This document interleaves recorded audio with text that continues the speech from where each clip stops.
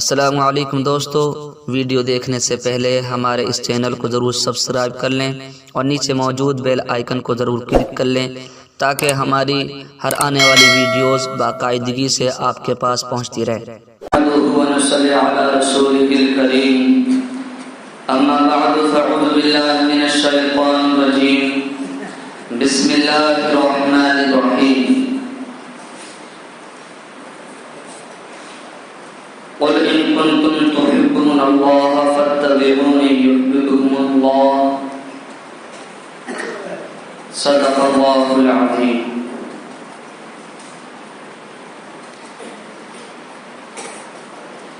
کہ محمد سے وفا تو لے تو ہم تیرے ہیں، یہ جہاں چیز ہے کیا لوہ قلم تیرے ہیں، اور محمد کی محبت دین حق کی شرط اول ہے، اسی میں ہو اگر خامی تو سب کچھ نامکمل ہے۔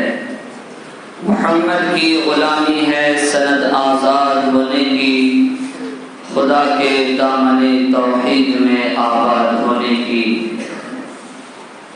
آئیے حضرات بارگاہ رسول اور آل رسول میں منظوم خراج عقیدت پیش کرتے ہوئے دل کے عطا گہرائیوں کے ساتھ رسول اور آل رسول کی بارگاہ میں نذرانہ درود پاک پیش کریں۔ پڑھیں بابا زبان اللہم صلی علی سیدنا و مولانا محمد وعلی آل سیدنا و مولانا محمد مبارک وسلم۔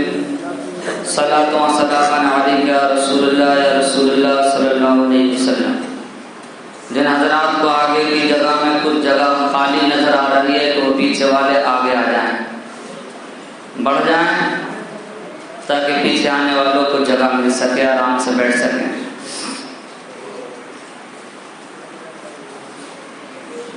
میں نے آج ایک نظم سنانی ہے، اس سے پہلے 3 شعر نعت پاک کے ملاحظہ کر لیں۔ جی لگا کر کہیں یا رسول اللہ، اور تب کہیں سبحان اللہ۔ لب پر نعت پاک کا نغمہ کل بھی تھا اور آج بھی ہے، لب پر نعت پاک کا نغمہ کل بھی تھا اور آج بھی ہے، لب پر نعت پاک کا نغمہ کل بھی تھا اور آج بھی ہے، لب پر نعت پاک کا نغمہ کل بھی تھا اور آج بھی ہے۔ ارے میرے نبی سے میرا رشتہ کل بھی تھا اور آج بھی ہے، میرے نبی سے میرا رشتہ کل بھی تھا اور آج بھی ہے، میرے نبی سے میرا رشتہ کل بھی تھا اور آج بھی ہے۔ اور یہیں پر یہ شعر ملاحظہ کریں کہ اور کسی جانب کیوں جائے، اور کسی کو کیوں دیکھیں، اور کسی جانب کیوں جائے، اور کسی کو کیوں دیکھیں، ارے اپنا سب کچھ گنبد خضرا کل بھی تھا اور آج بھی ہے، اپنا سب کچھ گنبد خضرا کل بھی تھا اور آج بھی ہے، میرے نبی سے میرا رشتہ کل بھی تھا اور آج بھی ہے۔ مانا کہ گناہگار ہیں، سیاہکار ہیں، بدکار ہیں، لیکن ہمیں فخر ہے کہ ہم نبیوں کے سردار محمد مصطفیٰ صلی اللہ علیہ وسلم کی امت میں ہیں، اس لیے کہتے ہیں کہ بدلا دو گستاخ نبی کو، غیرت مسلم زندہ ہے، بدلا دو گستاخ نبی کو، غیرت سنی زندہ ہے، ارے دین پہ مرے مٹنے کا جذبہ کل بھی تار آج بھی ہے، میرے نبی سے میرا رشتہ کل بھی تار آج بھی ہے، لب پر نعت پاک کا نغمہ کل بھی تار آج بھی ہے۔ حقیقتوں کی روشنی میں چند اشعار اور ملاحظہ کرنے کی لگا کر کہیں سبحان اللہ۔ تمام حضرات کی توجہ کا طالب ہوں۔ حی علی الصلاۃ کا مطلب ٹرانسلیشن، اس کا ترجمہ، اس کا معنی یہ ہے کہ آؤ نماز کی طرف۔ کیا ہے اس کا معنی؟ اس کا مطلب کیا ہے؟ حی علی الصلاۃ، آؤ نماز کی طرف، اور حی علی الفلاح، آؤ کامیابی کی طرف۔ یعنی اگر کامیابی حاصل کرنا چاہتے ہو، تم یہ چاہتے ہو کہ ہمیں کامیابی ہمارے قدم چومیں، تو تمہیں رب کی بارگاہ میں سر جھکانا ہوگا، مسجدوں میں آنا ہوگا، رب کو راضی کرنا ہوگا۔ جو رب کو راضی کر لے گا، جس سے رب راضی ہو جائے گا، وہی کامیاب ہو جائے گا۔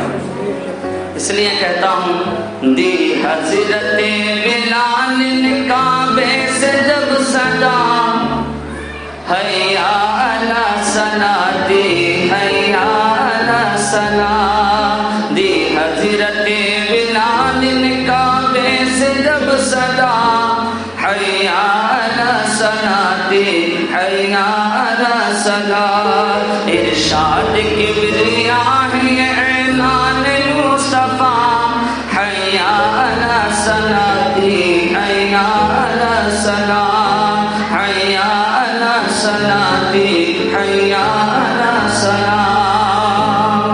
اور یہ بند لہجہ کریں، طرف کہیں سبحان اللہ۔ کہ پیدا ہوئے رسول تو رحمت برس پڑی، پیدا ہوئے رسول تو رحمت برس پڑی، تھی آسمان سے فرش تک نور کی جھڑی، تھی آسمان سے فرش تک نور کی جھڑی، دائی حلیمہ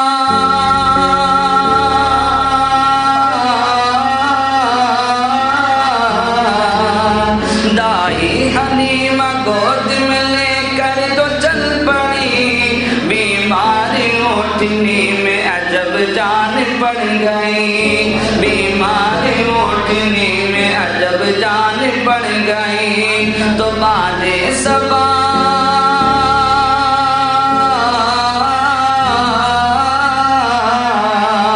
بعد صبا نے جھوم کے کانوں میں یوں کہا، حیا علی الصلاۃ، حیا علی الصلاۃ، حیا علی الفلاح، حیا علی الفلاح۔ اور عرش بری پہ رب نے بلایا حضور کو، عرش بری پہ رب نے بلایا حضور کو، جبریل آئے اور جگایا حضور کو، جبریل آئے اور جگایا حضور کو، حق کی رضا کا جام پلایا حضور کو، حق کی رضا کا جام پلایا حضور کو، چلنے لگے تو رب نے بتایا حضور کو، چلنے لگے تو رب نے بتایا حضور کو، کیا کہ امت سے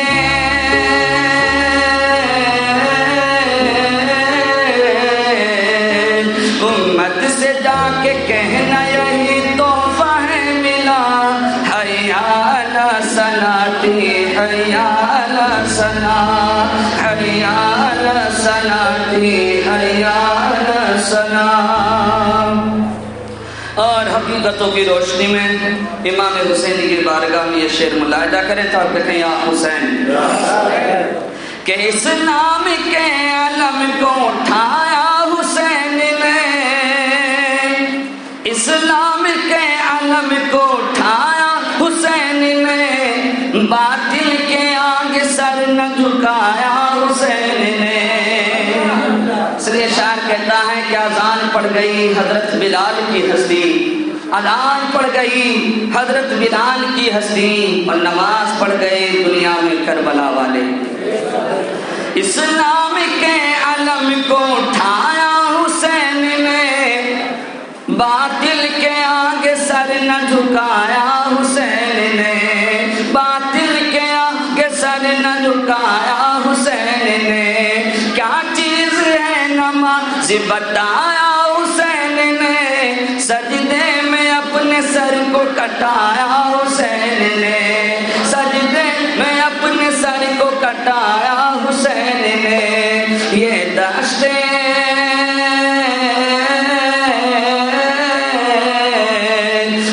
دشت کربلا سے ابھی آتی ہے صدا، حی علی صلاتی حی علی صلاۃ حی علی صلاتی حی علی صلاۃ۔ یعنی امام حسین کا آخر سجدہ تمہیں یہ تنبیہ کر رہا ہے، اور یہ تمہیں باور کرا رہا ہے، ہوشیار کر رہا ہے، خبردار کر رہا ہے کہ لوگوں اگر کامیابی حاصل کرنا ہے تو رب کی بارگاہ میں سر جھکانا ہوگا۔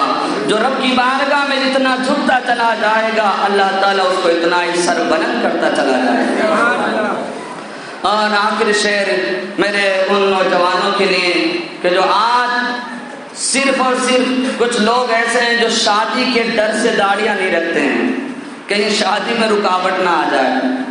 یاد رکھیں جو لڑکی داڑھی والوں کو ناپسند کرے اور یہ کہے کہ مجھے داڑھی والے سے شادی نہیں کرنا، تو یاد رکھیں اس کے ایمان میں خرابی ہے، اس کے ایمان میں کمی ہے، کمزور ہے اس کا ایمان کہ جو داڑھی والوں سے نفرت کرے۔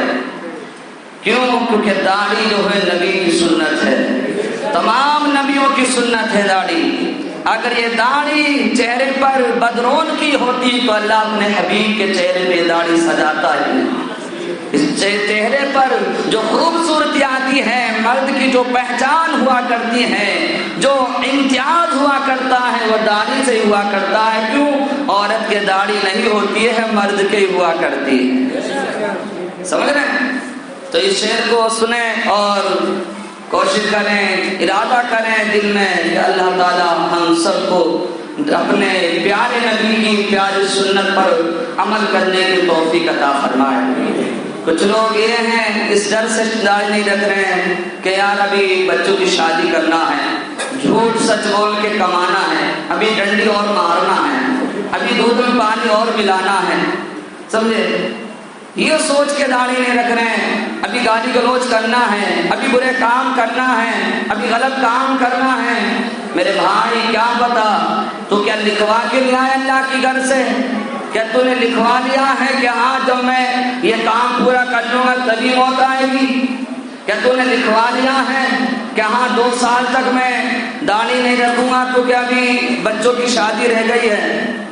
تو اگر تجھے پتا ہے کہ ہاں تو اپنے ہاتھ سے ہی اپنے بچوں کی شادی کر کے جائے گا، سارے ارمانوں پر پانی پھر جاتا ہے۔ لوگوں یاد رکھو، سارے ارمانوں پر پانی پھر جاتا ہے، آنکھ بند ہونے کی دیر ہے، سارا کا سارا یہی رہ جائے گا۔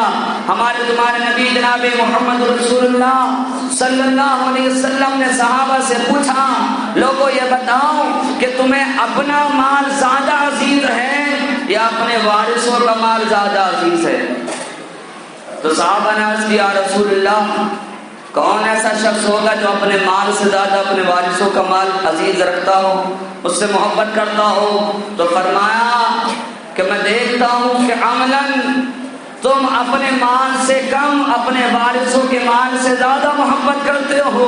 صحابہ نے عرض کیا رسول اللہ وہ کیسے؟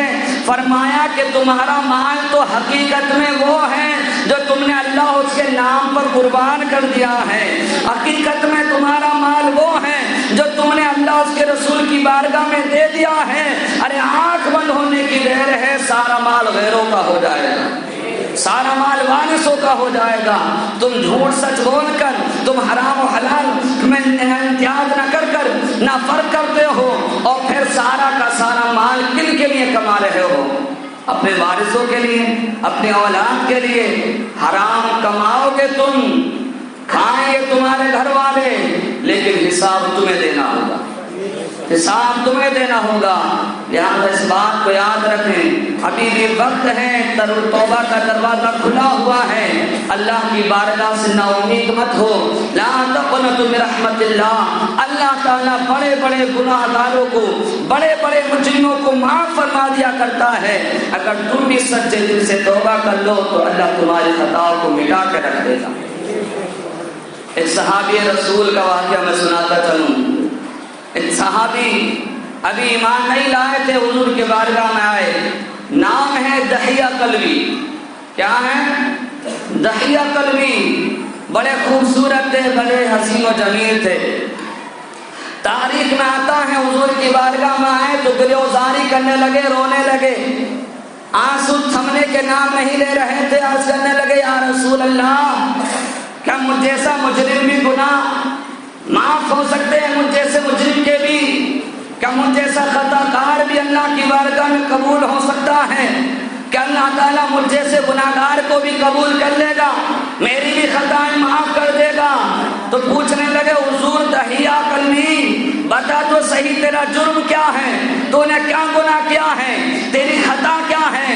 تو رو کر کہنے لگے یا رسول اللہ، یہ جو ہاتھ دیکھ رہے ہیں، ان ہاتھوں نے 1 نہیں، 10 نہیں، 20 نہیں، بلکہ 70 زندہ بچیاں درگور گئی ہیں۔ 70 بچیوں کو میں نے زندہ دفنایا ہے، ان کو میں نے گڑھے میں دابا ہے۔ ان میں کچھ بچیاں میری بھی تھیں، کچھ میرے پاس پڑوسیوں کی بھی تھیں، محلہ بستی والوں کی بھی تھیں، کہ جن کے دل کمزور تھے، وہ یہ کام خود نہیں کر سکتے تھے۔ میرا دل اتنا پتھر دل تھا کہ میں ان کی بچیاں بھی دفنا دیا کرتا تھا، چیخو پکار ہوتی رہتی تھی، لیکن مجھے ذرا بھی رحم نہیں آتا تھا، میں دفنا کے چلا تھا۔ حضور نے جب اتنا سنا تو رونے لگے، بار بار سنتے رہے اور روتے رہے۔ حضور جب روتے رہے تو آقا علیہ الصلوۃ والسلام نے فرمایا کہ دحیہ، اللہ تعالیٰ نے میرے نام میں، میرے کلمے میں لا الہ الا اللہ محمد رسول اللہ صلی اللہ علیہ وسلم، میرے نام میں، میرے کلمے میں اللہ نے وہ برکت رکھی ہے، وہ طاقت رکھی ہے، وہ پاور ہے۔ اگر تو سچے دل سے پڑھ لے تو اللہ تعالیٰ تیرے سارے پچھلے گناہ مٹا کے رکھ دے گا۔ بے شک تو نے 70,000 بھی بچیاں دفن کر دی ہوتی، لیکن سچے دل سے اگر تو توبہ کر لیتا تو اللہ تیرے گناہوں کو مٹا کے رکھ دیتا۔ یہ حضور کے زمانے کی بات ہے۔ حضور نے اس پر دست شفقت فرمائے، ان پر اپنا دست شفقت رکھا، اور ان کے ساتھ میں ان کو اتنا نرم دل بنا دیا، اور ان کے ساتھ میں ایسا حسن سلوک کیا، اور ان کی ایسی پرورش کی۔ حضور نے ان کی ایسی تربیت فرمائی، ایسی تربیت کی، اور ان کو ایسا بنایا، ایسا بنایا۔ تاریخ میں آتا ہے کہ یہی دحیہ کلبی جس نے اپنے ہاتھوں سے 70 بچیاں دفنائی ہوں، زندہ قبر میں دفنائی ہوں، وہی دحیہ کلبی جب مدینے کی گلیوں سے گزرا کرتے تھے تو سر جھکا کے گزرا کرتے تھے، کمر نیچی کر کے گزرا کرتے تھے۔ کسی نے پوچھا دحیہ کلبی، کیا تیری کمر میں کوئی تکلیف ہے، کیا کوئی پریشانی ہے؟ تو رو کر کہنے لگے مجھے کوئی پریشانی نہیں ہے، نہ کمر میں کوئی تکلیف ہے، مجھے یہ اس بات کا ڈر ہے، میں اس لیے جھک کر چلتا ہوں، کہیں کوئی چوٹی میرے پاؤں کے نیچے آ کر ماری نہ جائے، مجھے اس بات کا ڈر رہتا ہے، اس لیے جھک کر چلا کرتا ہوں۔ ذرا سوچیں، حضور کی بارگاہ میں آنے سے پہلے کتنا پتھر دل انسان تھا، لیکن حضور نے ایسی تربیت فرمائی کہ موم سے موم تر ہو گیا۔ سمجھ میں تو لوگوں ابھی بھی دروازہ کھلا ہوا ہے توبہ کا، کیونکہ وقت پہ کافی ہے قطرہ آب خوش ہنگام کا، جل گیا سب کھیت برسا بھی تو پھر کس کام کا۔ آج لے ان کی پناہ، آج مدد مانگ ان سے، کل نہ مانیں گے قیامت میں اگر مان گیا۔ تو میرے نوجوان بھائیوں کے لیے شعر عبرت ناک ہے، ملاحظہ کریں تو کہتے سبحان اللہ۔ نصیحت ہے اس شعر میں کہ دان ہی تمام نبیوں کی سنت ہے مومنوں۔ اگر آپ کو یقین ہے تو سبحان اللہ کہیں، ہے کہ نہیں؟ دان ہی تمام نبیوں کی سنت ہے مومنوں، اور اسلام کا شعار ہے رحمت ہے مومنوں۔ دان ہی تمام نبیوں کی سنت ہے مومنوں، اسلام کا شعار ہے رحمت ہے مومنوں، اور سرکار کی غلام کی نسبت ہے مومنوں، اور سنت پہ جو چلے اسے جنت ہے مومنوں، سنت پہ جو چلے اسے جنت ہے مومنوں۔ جنت میں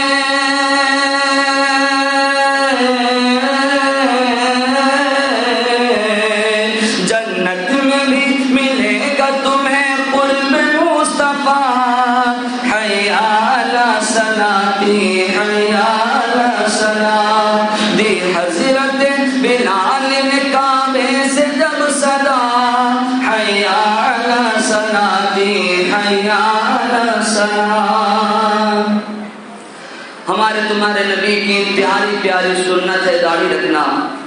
ایک صحابی تھے کہ جن کے تاریخ میں آتا ہے ان کے چہرے پر داڑھی کے صرف 2-3 بال ہی تھے۔ ہمارے تمہارے نبی جناب محمد رسول اللہ صلی اللہ علیہ وسلم جب حضور کا نام آیا کرے انگوٹھے چوم کر آنکھوں سے بھی لگایا کرو اور حضور پر درود پاک بھی پڑھا کرو۔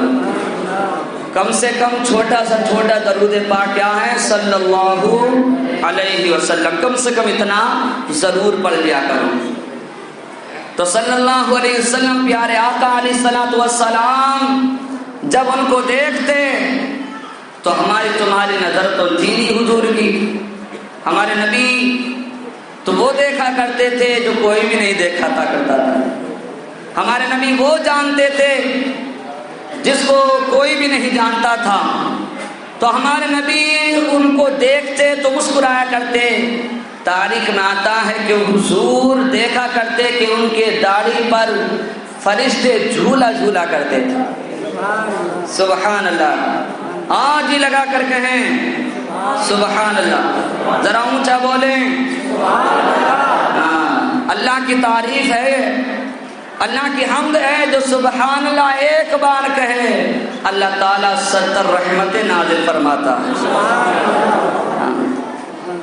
تو حضور پیارے آقا علیہ الصلوۃ والسلام دیکھا کرتے کہ ان کی داڑھی پر چنگ باندھتے اور ان پر فرشتے جھولا جھولا کرا کرتے تھے، تو آقا علیہ الصلوۃ والسلام دیکھ کر مسکرایا کرتے تھے۔ ان کی سمجھ میں نہ جانے کیا آیا کہ حضور پتہ نہیں کیوں مسکراتے ہیں کہ انہوں نے ان بالوں کو ہٹا دیا، ان بالوں کو ترشوا دیا یا ہٹا دیا ان کو یا کاٹ لیا۔ تو آقا علیہ الصلوۃ والسلام کی جب پھر وہ بارگاہ میں آئے تو آقا علیہ السلام نے ان کی طرف سے منہ پھیر لیا۔ اللہ اکبر، آپ نے سنا ہوگا یا نہیں سنا ہوگا یہ واقعہ؟ بہت ایسے حضرات ہوں گے جنہوں نے یہ واقعہ سنا بھی ہوگا۔ تو ہمارے تمہارے نبی نے ان کے چہرے کی طرف سے منہ پھیر لیا۔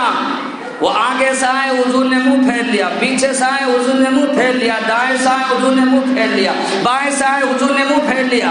عرض کرنے لگے یا رسول اللہ میرے ماں باپ آپ پر قربان، کیا وجہ ہے کہ آج اپنا چہرہ اقدس نہیں دکھا رہے ہیں، آپ مجھ سے منہ پھیر رہے ہیں؟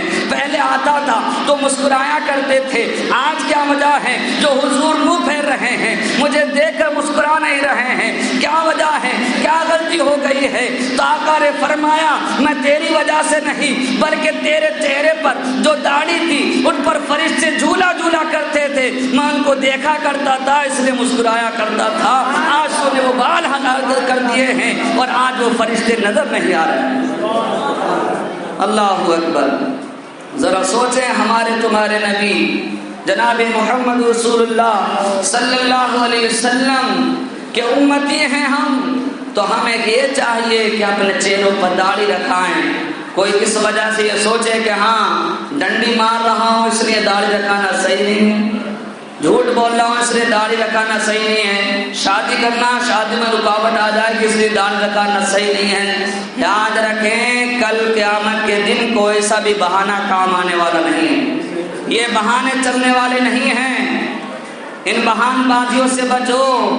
کل قیامت کے دن سب پتہ چل جائے گا، دودھ کا دودھ پانی کا پانی۔ تو ابھی وقت ہے اللہ کی بارگاہ میں توبہ کر لیں اور اپنے گناہوں سے معافی مانگیں۔ اللہ بڑا کریم ہے، بڑا رحیم ہے، اس کی شان بہت ہی اعلیٰ ہے۔ وہ اپنے مجرموں کو، اپنے بندوں کو اس طرح سے قرآن پاک میں ارشاد فرما کر بلاتا ہے، پکارتا ہے، یا ایھا الانسان ما غرک بربک الکریم، اے انسان تجھے کیا ہو گیا کہ تو اپنے کریم رب کے در سے بھاگ رہا ہے؟ آجا پلٹ کر، اس در کے سوا کوئی اور در نہیں ہے کہ جہاں رحمتیں ملتی ہیں، جہاں برکتیں ملتی ہیں۔ آجا اس در کی طرف پھر سے پلٹ کر۔ کہ آپ نے دیکھا کہ کسی مجرم کو جب پولیس دوڑاتی ہے تو کس طرح سے اس کے پیچھا کرتی ہے، کبھی استاد کسی شاگرد کو مارتا ہے تو کس طرح سے اس کو بلاتا ہے، کہ آپ نے دیکھا۔ لیکن اپنے کریم رب کو دیکھیں کہ تمہارا رب کس طرح سے تمہیں بلا رہا ہے، کہ تم اس کے دروازے سے دور ہو گئے ہو، اس کے گھر سے دوری بنا رہی ہے۔ اللہ تعالیٰ تمہیں کس طرح سے بلا رہا ہے۔ میں یہاں پر ایک واقعہ سناتا چلوں کہ جب کسی ماں کا اکلوتا بچہ اگر اس کا گھر چھوڑ کر چلا جائے تو آپ نے ٹی وی چینلوں پر، اخباروں میں دیکھا ہوگا کہ اس کے گھر والے، اس کے ماں باپ اس کو ٹی وی چینلوں پر، اخبارات میں اس طرح سے لکھوایا کرتے ہیں اور اس طرح سے خبر شائع کیا کرتے ہیں کہ میرے بچے واپس آ جا، میں تجھ سے کچھ نہیں کہوں گی، میں تجھے ماروں گا نہیں۔ باپ بھی کہتا ہے کہ میں تجھے ماریں گے نہیں، جو کہے گا تیرا مطالبہ پورا کیا جائے گا، تیرا ہر طرح سے خیال رکھا جائے گا، تو کہاں جا رہا ہے، آجا پلٹ کر آجا۔